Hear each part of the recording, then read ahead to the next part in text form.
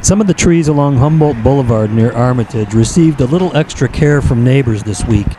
Logan Square Preservation organized a weekend tree care clinic for some boulevard trees.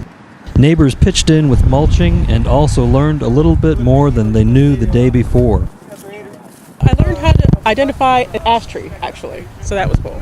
The way the leaves are shaped, the leaflets, that type of thing. More about how the emerald ash borer is destroying the population of ash trees here in Chicago. Well, mulch is good for the trees because it protects the trees, the base of the trees, from the city lawnmowers. It also protects the tree, gives it more moisture. When it rains, the water from the rain doesn't go completely into the ground right away. The mulch kind of holds it and kind of drips into the area around the tree, so it has a chance to absorb it better. We've had a wonderful day today where we come out and actually just gauge the neighbors' interest to see who comes out, and while we're out here talking about it, we make them do work and we mulched all these trees on Humboldt Boulevard. Tree keepers who've been trained by Openlands, as well as members of Logan Square Preservation, typically care for trees in the area and also plant trees from time to time. This fall, however, Logan Square Preservation and Openlands are organizing a more significant tree planting effort along the boulevard. We're hoping for one of the first Saturdays in October to organize the community again, bring out at least 20 to 30 different trees. We try to plant at least 50% oaks on all of our plantings, but we also want to keep up with the historic information on what has been planted here traditionally and make sure that we're keeping that piece of it intact. If you look at a lot of the trees that are dying or dead on the boulevards, it's because of the emerald ash borer. And the other sort of critical thing is that the city just doesn't have any money. In 2013, the Bureau of Forestry, who's the city department that is supposed to be charged with the responsibility of maintaining trees, had zero money budget for planting trees.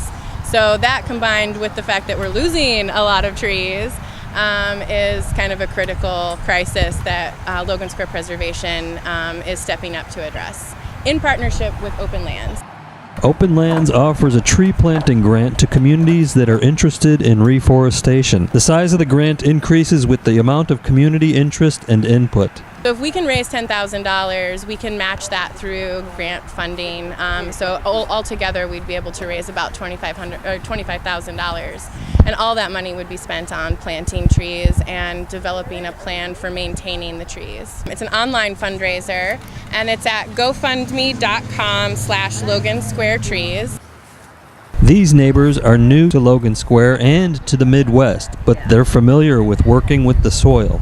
We spent 3 months in Eastern Africa in a small village in Uganda, and we were doing organizational development for an orphanage and also just really running the day-to-day of the orphanage. And we had 3 acres of land that we farmed in the back, and that's where a lot of our food came from. And so we love just agriculture and gardening and farming, and so this also really fits in well with that.